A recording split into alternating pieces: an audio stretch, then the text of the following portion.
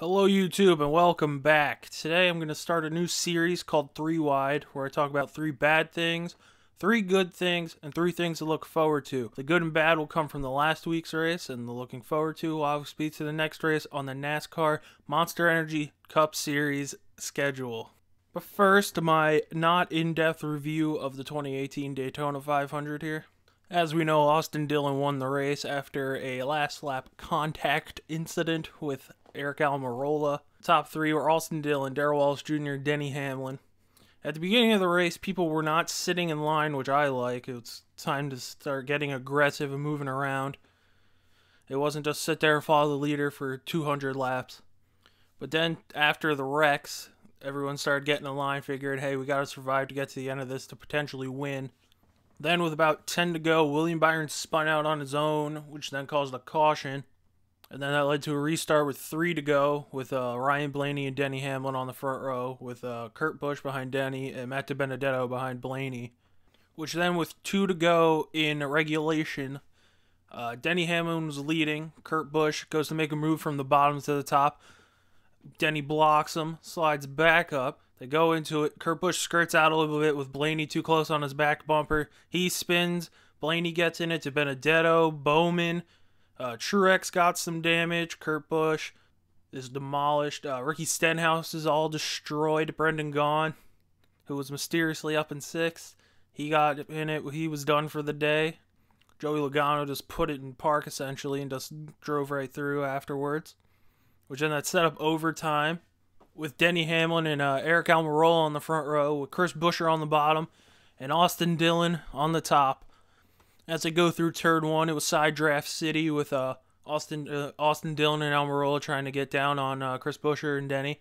Almirola gets out in front of the pack, drops to the bottom to stop Denny's momentum. Austin Dillon gets a little bit of a run, but then he stalls out. Almirola comes back up, goes back down. We get the white flag, so we're only going to have 1 overtime. This is not the Xfinity race. Almirola goes up to stop Dillon, comes back down to pick up the bottom line. Austin Dillon gets a slight run on the top side over Denny, which then coming out of turn 2, Almirola's kind of chilling in between both lanes, comes down to block Denny, shoots back up to block Austin Dillon. Austin Dillon comes down, taps him on the side, then gets on his right side, and Almirola goes around. I don't really know if it was a dump or not. It looks like it, but who knows how these cars have been acting all week. As we shoot through turn 4, Austin Dillon obviously going to win here, it looks like, unless there's a miracle booster. Then Darrell Wallace Jr. slides down to get a side draft on Denny and pass him for second. Denny turns into him, then throws him up in the wall like he did at Martinsville with Blaney. Denny pulling his "I'm not happy with you" cards out to run him into the wall. So probably the best driver from the weekend, who came out with the most publicity from the weekend. And that's how the 2018 Daytona 500 ends, with Austin Dillon doing burnouts and dip-dabbing all over the grass. And then him and all of his crew guys do their slide debauchery. And yeah, so now on to the 3 bad things that came out of the 2018 Daytona 500. Number 1, the blocking. The blocking caused so much nonsense this week. Blocking caused the wrecks with Ricky Stenhouse and Eric Jones. We had the Chase Elliott, Brad Keselowski, and Kevin Harvick in it, came from blocking. And even the end with Austin Dillon and Almirola, that was from a block by Almirola. I understand why Almirola is blocking. You're trying to win the biggest NASCAR race of the season. The blocking at the end, I completely understand. It's to win the race. But when you're blocking to end the first stage, 10 points really ain't going to do anything for you. What do you think you're going to feel better? Yeah, I'm a stage 1 winner, or I won the Daytona 500. That's if people calm down on their blocking. There would have been probably triple the passes for the lead. Everything would have been fine. This could have been one of the great Daytona 500s without all the blocking wrecks and all of this. Number 2, the commercials in the 3rd stage. The commercials in the 3rd stage were just ridiculous. How do you cut away from the biggest race of the season with 20 laps to go, 14 laps to go? I understand when there's a caution, you cut the commercial, get your bills paid, whatever, that's fine. But when they're still racing, and they're jockeying for position, and it's like, oh, time to go see what Duralast is selling now. Like, we get it here. We want to see the racing here. We don't care about batteries. And number 3, which I think was the worst thing from this weekend, was Denny Hamlin. Denny Hamlin started out with comments that people are on Adderall, which then got NASCAR on a little bit of a fit and he got called to the hauler. And then the end of the race, it's just the nonsense of driving someone into a wall and then go, oh no, my tire went down. Oh, that's mysterious. Your tire was down, then you pulled off and you kept going straight and everything was all dandy and good.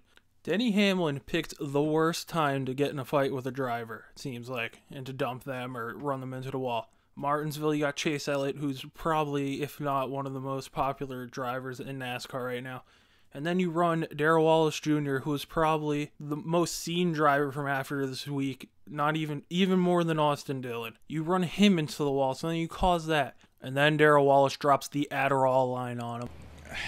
I want to see the replay before I say anything stupid, but he might need to take some Adderall for that one.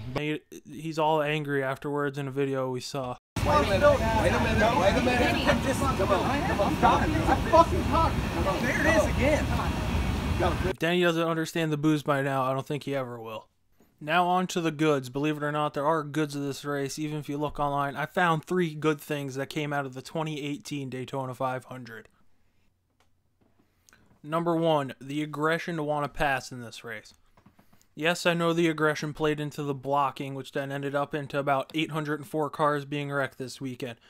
But nothing's worse than when we go to a plate track and it's just follow the leader until the end, and then people try to make a move but realize, oh, this is too late and we just wasted 200 laps in like 8 hours of time. They just got to learn how to keep their aggression in check. You don't need to be blocking early. You just got to get it going. You can get in the lead, boom, okay, someone passes you lap 6, whatever, that's fine. With all the aggression, we saw a lot of leaders. Here are the people who led laps in the Daytona 500 this year. Austin Dillon obviously led 1 lap, the last one. Denny led 22. Logano led 3. Paul Menard gets 1 lap led. Ryan Blaney led a race high 118 laps. Allmendinger, Almirola, and Justin Marks each got a lap led. Alex Bowman led 13 laps in his debut in the 88 car. Martin Truex Jr., defending champion, led 4 laps. Kurt Busch led 16. Ricky Stenhouse led 11 laps. Chase Elliott led 4. Eric Jones led 11 laps in his debut in the 20 car. The aggression from the drivers led to this many leaders. Now, I know they have to keep their aggression in check so there isn't 58 cars with wrecks. According to the NASCAR rundown sheet, from 26 down weren't running at the end. But then you have people like Kyle Busch who backed into stuff, DJ Kennington, William Byron, who must have felt like he was on a merry-go-round spinning all this weekend. Also higher up in the rundown list, Larson, he got into some incidents. Truex, he got into some incidents. Alex Bowman, I have no idea how he was running at the end of the race by how his car looked. Jamie McMurray, he got into some issues. Almirola obviously got turned into the wall. So pretty much it looks like there were 10 cars that didn't have major problems. Even Ryan Blaney bounced into the wall after his run into with Kurt Busch, and he finished 7th. So about 10 cars were pretty clean throughout the day. If we could just keep the aggression in check and not have 84 cars wrecking, this would have been higher up on the list. Number 2, Ryan Blaney. Ryan Blaney had probably the best car of the weekend. He led 118 laps, as I said in the last one. But not just that. By looking on Twitter from people saying who their new favorite driver was since Junior's gone, Ryan Blaney, I think, had the most Junior defectors to go to him now that he's in the 12 car and Junior's gone.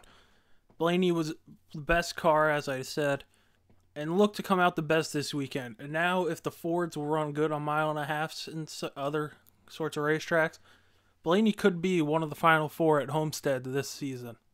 And number 3, I think the best story that came out of the 2018 Daytona 500 is Darrell Wallace Jr. Darrell Wallace gained so many fans this weekend. Even if he's not going to become your favorite driver, say you like Ryan Blaney, Chase Elliott, Kyle Larson, you stuck with the 88, Darrell Wallace Jr. is probably in the top 3 of most, if not every NASCAR fan after this weekend. He showed, whether it was in the post-race interview where he was calling out Denny on his Adderall comment, or in the post-race press area, where he was in tears about a 2nd place finish. That shows this guy wants it, and hopefully the 43 will be good at all the tracks so we can see Darrell Wallace in victory lane this season. Just from mainstream media focus, on ESPN, I saw him about 7 or 8 times in an hour, and I only heard Austin Dillon's name mentioned once. That just proves Darrell Wallace Jr. is an overall positive to NASCAR.